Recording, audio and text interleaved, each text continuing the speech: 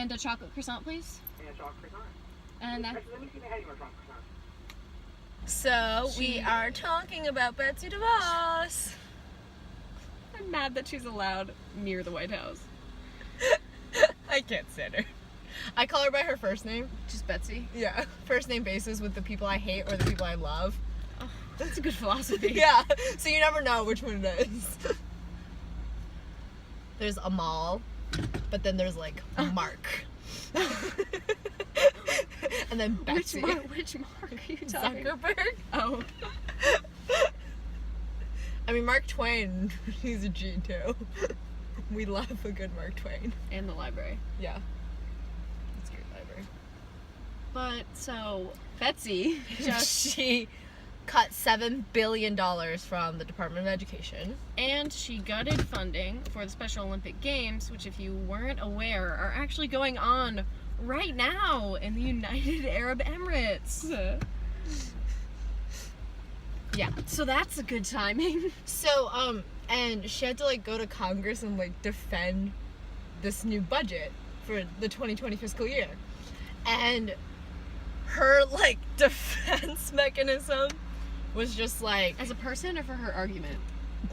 Both. She, in her Instagram bio, she talks about how she's, like, a champion for Let's pull that up. the children. I'm parked. The children, or, like... You have to read it. It's too funny. And then go to her most recent post and start reading the comments. We should do that for this video, literally. 11th U.S. Secretary of Education, grateful mother, grandmother, and wife.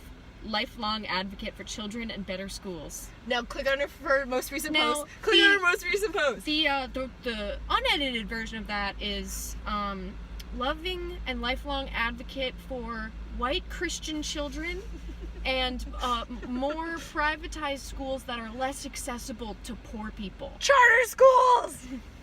Wait, read the comments on this. Just start reading the comments.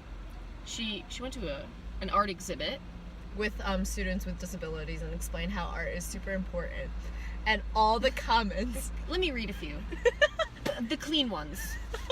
Fund the Special Olympics or resign. Period. Can't read any of those. There's a lot of barfing emojis. A private organization, they have like a lot of funding from other like places and people. So, yeah. And one of the senators, or I think it's representatives, she was talking about how like it's important to have Special Olympics is because like you send kids to school to read and write and learn, but you also send them to like learn these skills of like understanding, cooperation, like social interaction. Yeah, social interaction, anti-bullying stuff. And that's where like Special Olympics steps in and like basically bridges this whole idea of inclusion.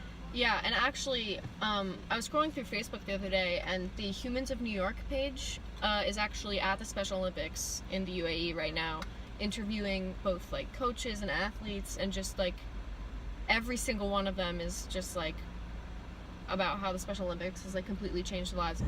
But here's the crazy part. The crazy part is about how... So this, basically the Trump administration and the White House came out with this fiscal plan, and she had to defend it in Congress, and yada, yada, yada. Yada, yada, yada. This plan happened, and then Trump was like, I'm going against my administration, I'm gonna fund the Special Olympics. I need some... Oh! Really? In Clarence?